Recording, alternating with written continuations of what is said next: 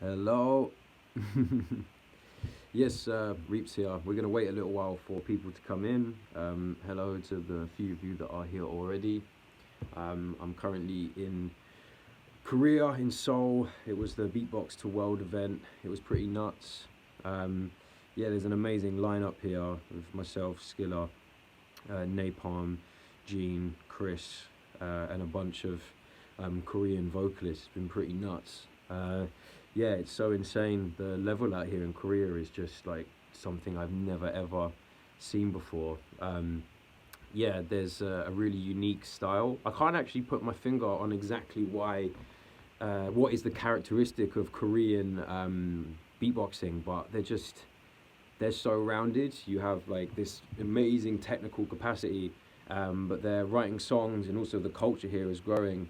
Well, okay, people are flying in. Yo, how you doing? What's good? Lots of nice messages. Yo, yo, yo, yo, yo. So yeah, we have about 300 people online. What's good? How is everyone? As I just said, I'm in Korea, but the reason I want to talk to you all is because the first episode of my documentary, We Speak Music, just came out. Those of you that don't know, I wanted to make a film that represented the beatbox culture to the rest of the world. And what's actually happening is beatboxing is a very hard thing to define. It's growing now so much that it exists in many ways, and that's actually even including beyond music. So the last 2 years, I've been very lucky to travel around the world, find some really amazing stories. And most importantly, I want to give 6 episodes which are weapons for you guys to prove to teachers, to prove to parents, anyone that doubts what this art form is doing can view different parts of this documentary, and it will allow you to show what's happening beyond the battles and the music, because there's so much going on. Physically, what we are doing as a culture with our voices has never ever happened before, and that's completely insane. If you think most people in their lives don't get the opportunity to do something new these days, and what's weird about the human voice is it's as old as we are, so how can we innovate? We are. So I'm really interested in that. Comments are really fast, so it's going to be hard, but feel free to ask some questions. The first episode is just an introduction. It's really just a way to sort of meet me. For the people that don't know me, you see where I grow up. You actually see the space that I started beatboxing, which is insane.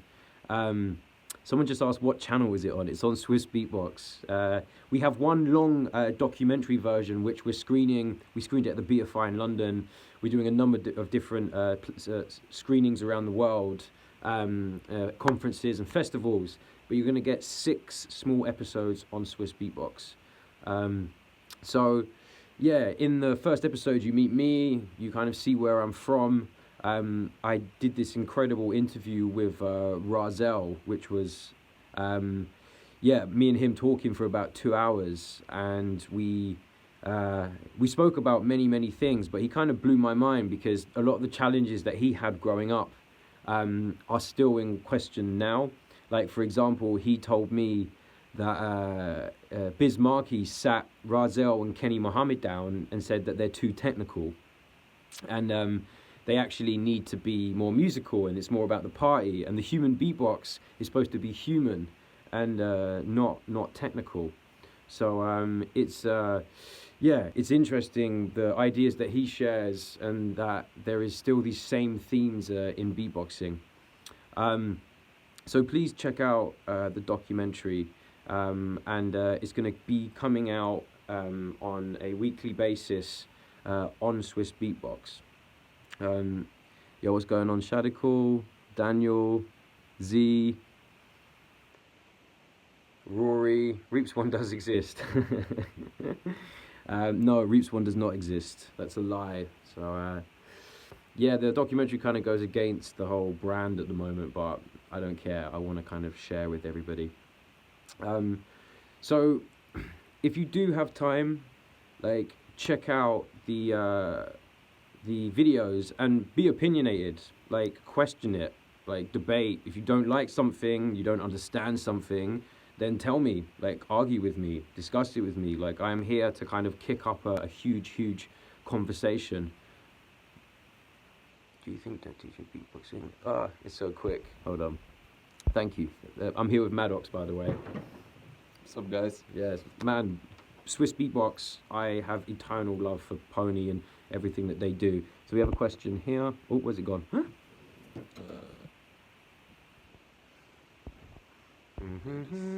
Just right Here we go. I need to pull it on the side. Here we go. Yeah. Do you think that teaching beatbox in a context more similar to learning a new language would work better than, say, learning it DIY?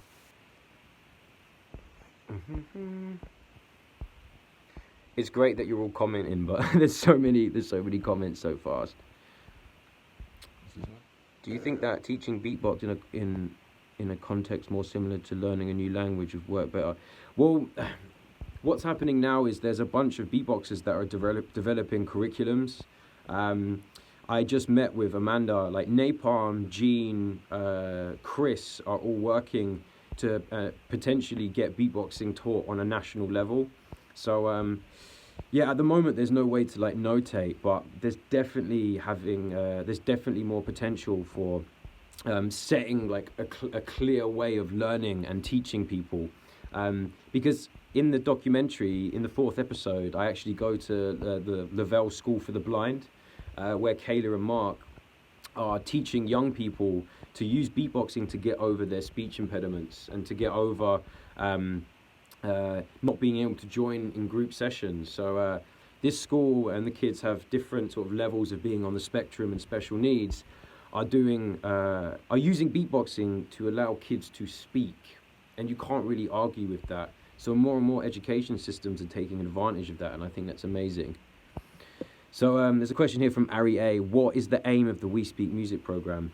So We Speak Music touches on our culture. So the 2nd episode really focuses on the history, the present day, and what's now happening in Asia. So you have America, then inspiring Europe, and then Europe inspiring Asia, which is now the biggest beatbox culture in the world. It's growing so fast.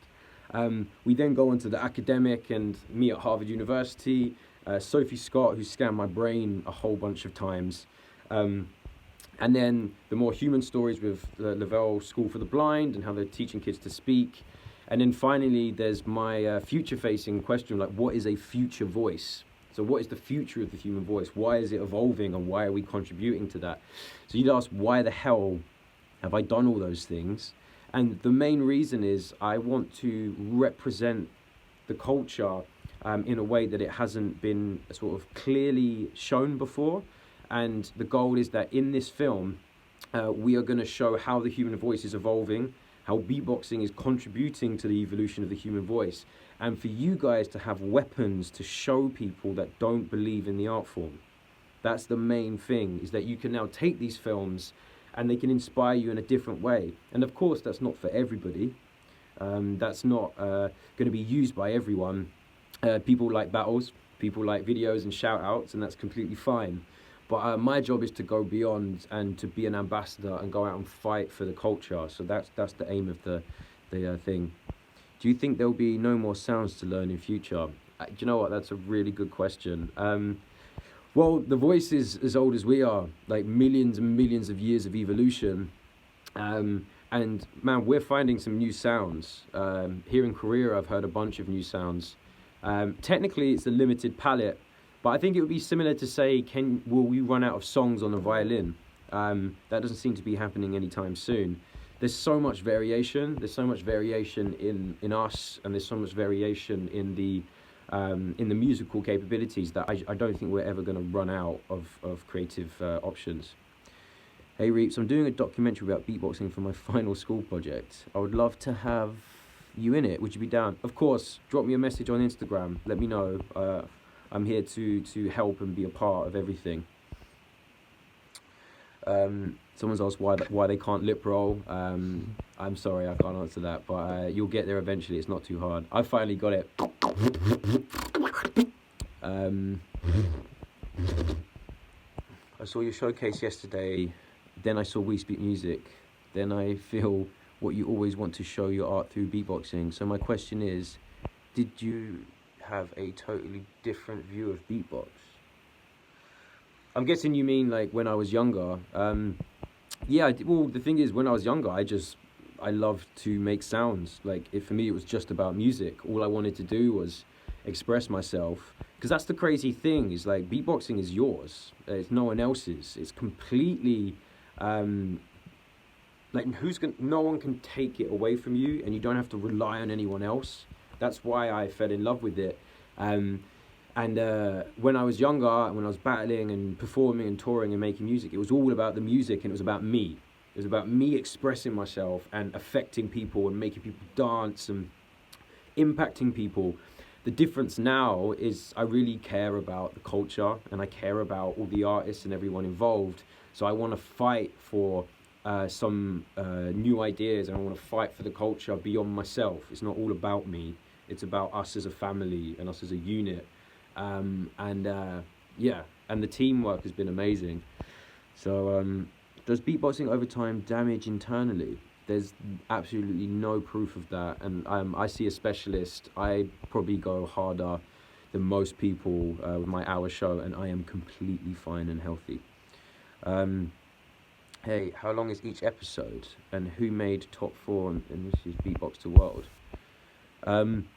Well, Mighty One, by the way, who is absolutely insane. He's completely crazy. Yeah, his skills were unbelievable. And each episode varies from 5 to 10 minutes.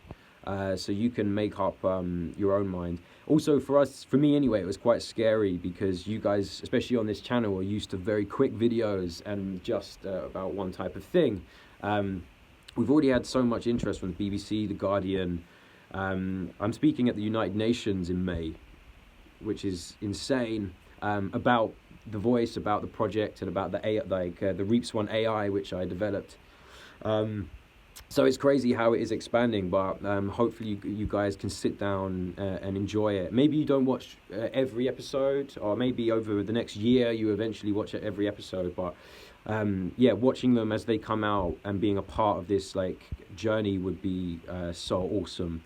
And again, like, question me, message me, talk to me, comment, share. Like, I want there to be a conversation. I suppose We Speak Music aims the most developed beatbox communities, but have you considered to include the small communities too and document them too?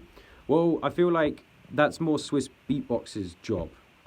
Swiss Beatbox is there to document all of the talents around the world. The documentary was more about my vision of beatboxing and voice evolution and voice experimentation, speaking to the wider world. If you show the video to an academic, a musician, a producer, an artist, a mathematician, anyone outside of the community, there's going to be something for them. So the things that we picked were there to represent the certain parts that help tell that story and convince those people to become interested, but in no way does it show everything. It's more the crest of wave, future-facing evolutions outside of just like making crazy beats and creating in that way. What's your role in Swiss Beatbox? Well, I was one of the first people to work with Swiss Beatbox. And Andreas came and met me in Switzerland like over 10 years ago now, and he spent 4 hours coming. He filmed 4 samples, and after that day, he says that basically it was one of the main days that convinced him to continue and make Swiss Beatbox. So me and Paponi are brothers. Like, we're teammates forever, and I will never stop leveling up in what I do, and he's not slowing down either. He loves beatboxing more than anyone I have ever met, and the amount of work that he does for the culture is insane. People don't know.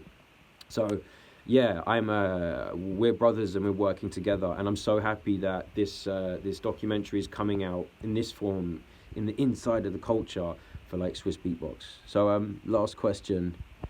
Doing throat bass can actually influence your voice, right? Technically, I have a very healthy speaking voice. If you hear, there's absolutely nothing wrong with it. But when I go,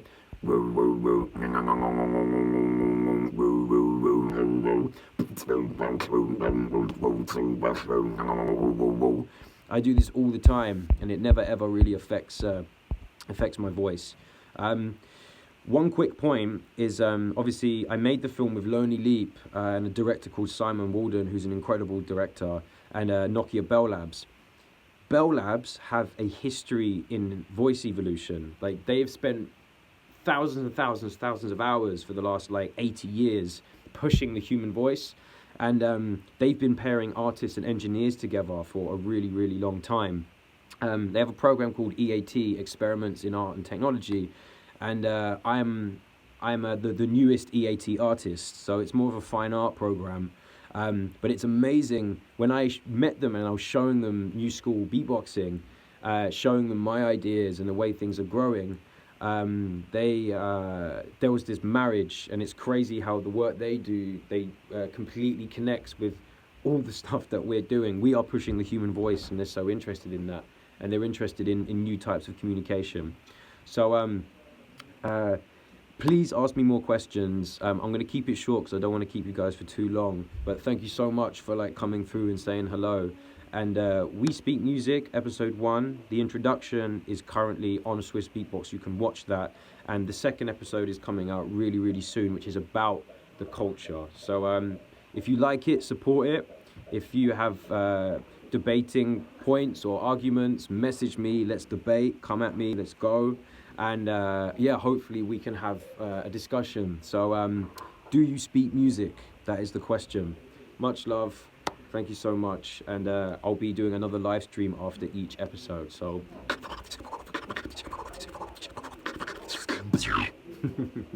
Big up. Yeah. Cool, great.